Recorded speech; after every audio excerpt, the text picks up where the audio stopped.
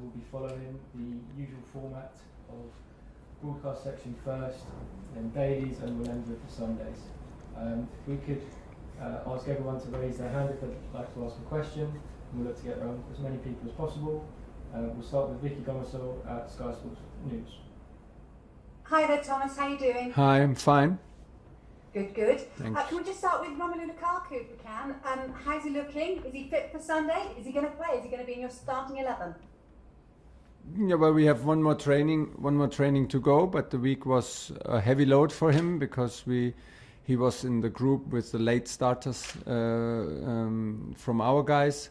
So it was a kind of an overload week so far. Today was lower intensity, and tomorrow we will have an important training before the match. But like I said, if we are hoping that he's on the pitch for Sunday, and things look like it. Is he the last piece of your jigsaw, do you feel, Thomas, or are you looking to bring in some more signings? Because obviously you've let go a lot of players, so you've got a bit more funds. Do you think you're going to use that?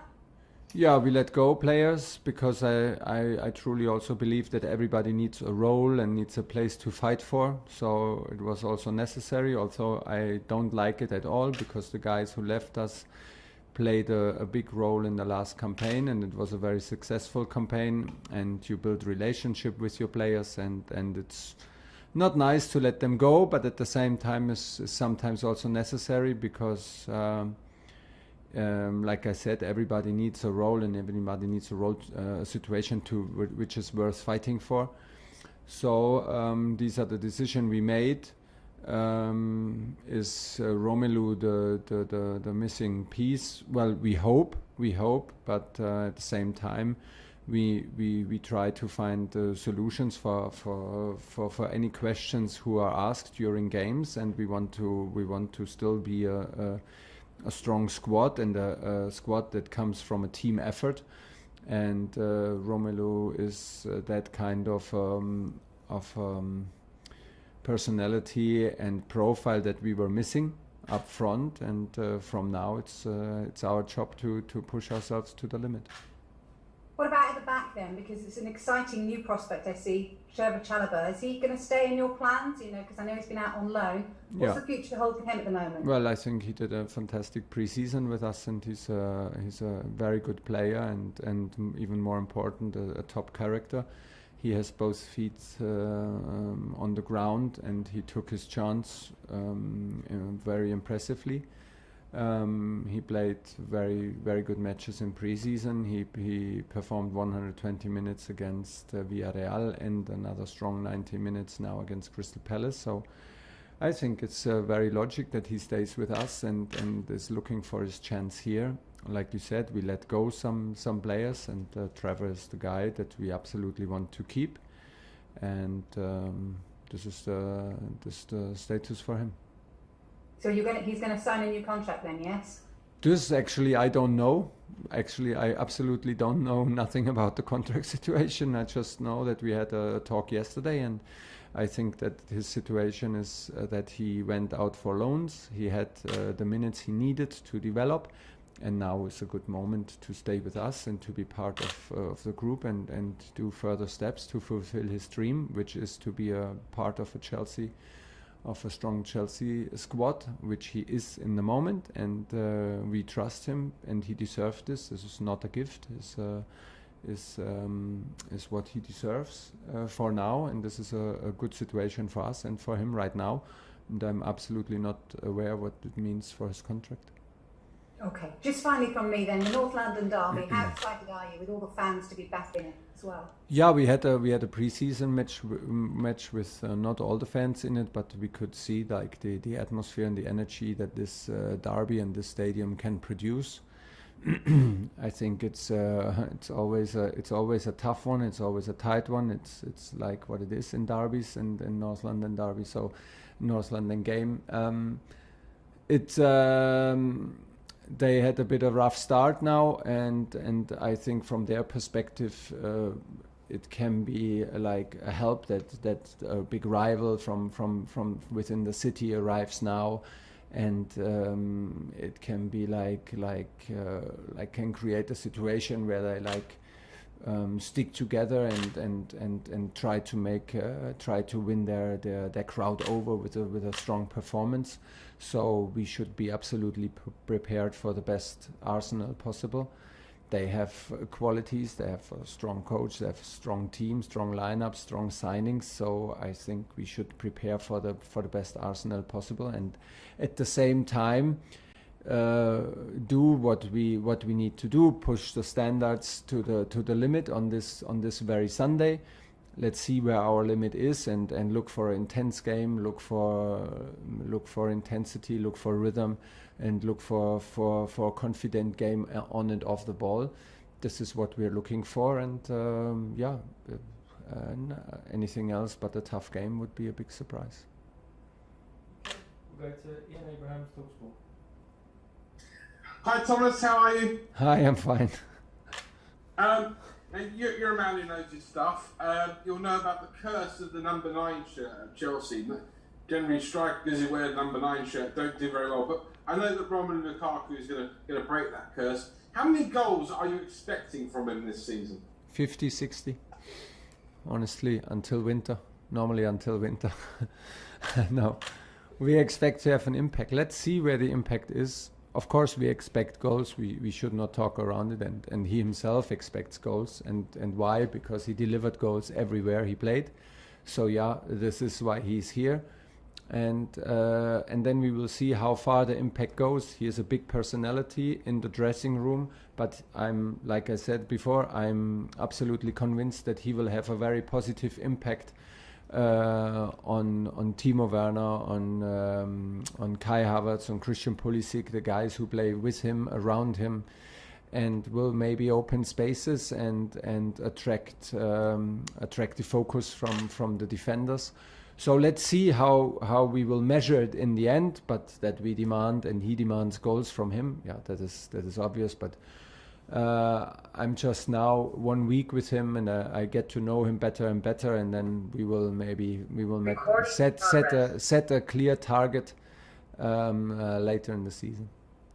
Can you liken him to another striker that you've worked with? Who would you compare him to someone you've already worked with? Oh, this is a tough one. I think he's pretty unique from his physicality and from his ability to play with the back towards the goal. But for me, he's the strongest when he is in a half open position, even for transition game, to use his immense speed. So I think with this kind of physical power and at the same time, like being so fast and being so hungry and like a true goal scorer, in his characteristic, I think is also for me a unique and new experience. He's a very nice guy, that I can tell you. It's just very nice to see for us, and everybody told me about, and everybody was right. We are a good group, and it's very important to us to be a good group and to be a respectful group and a very democratic group where everybody is involved and feels and shares the responsibility. And this is a very, very good fit to us. So let's hope it stays that positive. Okay, we'll go to Olivia Bazzago, PLP. Hi Thomas. Hi. Can we just have an update on some team news on Hakim and Kante, on why Christian Pulisic didn't train open training? Well, Christian is unfortunately pretty easy to explain. He had a positive test and needs to follow the protocol, so he was not in training and is not available for the game. Hakim and N'Golo were both in training today and did everything until yesterday to be in training today. Had absolutely no problems, so we need to have another more physical, more intense training session tomorrow with them and with the team, and decide after tomorrow's training session at 11. But right now it seems very positive that both can be in the squad for Sunday. And just another word on Trevor Chalobah. He's, you've got Jorginho, Kante and Kovacic, obviously your 3 main midfielders. Yeah. Have you seen enough from Trevor Chalobah yet to maybe think that he might play in midfield? Of course, he excelled there in the loans that he went on. Yeah, we know this. For us, so far, he only played in the back 3. So right now I would say this is the positions. These are the 3 positions where he can maybe achieve the most on a high level football. But it's only my opinion after 6-7 weeks, and there's enough room and enough space and enough time to convince me that he is maybe even a solution for us as a 4th midfielder. At one time we will maybe try it. One time there is some stuff to improve on this kind of level when the game is so tight, when you need to open spaces so quickly. It's a big difference to play in midfield in Premier League or with all the respect, or in a smaller team in France, where you maybe can rely on ball wins and transition game. We have also many phases where we have a lot of ball possession and need to find creative solutions. So hopefully we don't need to try it, because that would mean that our 3 top guys are in shape and healthy. But we have this in mind. We just talked on the pitch about it within the staff, because he was doing a good ball possession exercise in the middle of the pitch, and I just asked the same question to all of us: could he even be maybe the number 4 solution? We need to find it out and give some time in it. I think now is not the time to confuse him and to try too many roles. He settled in the back 3. He knows now. He learns now what it takes to play on this position in terms of football tactics and behavior, principles of the game. Now he needs to learn what it takes to be a professional for Chelsea. He has big role models at his side, big experience and top players. So step by step, and maybe sometimes we will put him in midfield when all the other processes are done. Okay, we have time for a couple more in this section. We'll go to George Cummins, BBC, and then end with Nick Jewell, PA. Thank you. Thomas, hello. I just wondered, I'm sure you're aware about this COVID outbreak at Arsenal, and how much of a different team are they going to be this week compared to the team that they played against Brentford? Yeah, they wasn't as good as they have been. I actually don't know what the team will be. It's a bit like it's a difficult one to predict. For me, the situation, when I put myself into their shoes, is the situation is a bit like they can play maybe the underdog role here because of the complications they had now with the COVID situation, the difficulties they had in the first match, and to lose a first match. I think they will try to put themselves into the underdog role and fight from there in this London derby, which is fair enough, and is on us to be absolutely focused and well aware of everything that they will ask us, because there is a lot of quality in the squad. They have quality signings, they have quality players in their squad, and they can hurt anybody if you're not concentrated, if you're not aware of the danger. So in the end it comes down to us. What do we demand of us? And there we will be very, very clear, and hopefully we can reach our top level to be able to produce a top result. Now, please don't sit on the fence with this question, but UEFA announced their men's player of the year. It's N'Golo Kante, Jorginho and Kevin De Bruyne. So if you had a vote, who would you be voting for? I would give 2 votes for my 2 players, of course. I cannot. It's clear. And the men's coach of the year, you're up for that. So you're up against Pep Guardiola and Mancini. So who would you be voting for in that one?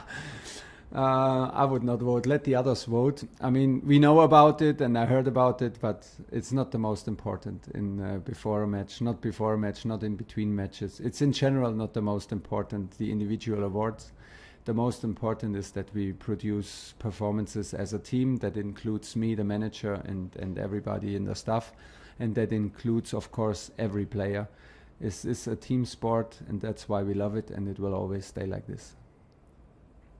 Thank you, and then we'll end on Nick Jewell, PA. Hi Thomas, hope you're well. Thanks for your time as always. Just with Hakim, obviously great news that it's not a serious injury. He's had his issues before, hasn't he? I mean, I know it's not a completely normal pre-season for him, but it must have been better than last year. And I mean, do you think that we can see the best, and you can see the best of him this season? Hopefully, maybe with a partnership with Lukaku, that could be quite tasty, couldn't it? Of course. Chances you create directly in India. Actually, any partnership could be very promising when Hakim plays on a high level of his on his high level. I think he was very promising in the preseason. He had some very good matches last season. Also some difficulties and hard decisions from me to take. But the preseason was very promising and pretty impressive from him.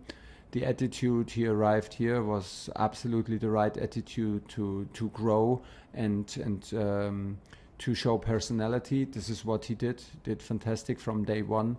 He was decisive in every single friendly game we played, and he was decisive actually in the first competitive game in the final against Villarreal. Very, very unfortunately he got injured, so now we need to take care of it, because on one side we are very happy that he's back on the pitch. The other side is that a shoulder injury can be a bit tricky, so tomorrow is a decisive game for him, and then we will see how far it can go and how much sense it makes. And hopefully he did not, what the good thing is, with a shoulder injury, you can still run, you can still keep your fitness, so you don't lose too much of that. And he has many training sessions in his legs. And from there on, once he gives the green light and feels totally free, hopefully he can find his performance from this season very, very quickly, because he was very important for us. Okay, thank you. We'll end the broadcast section there. We'll now move on to the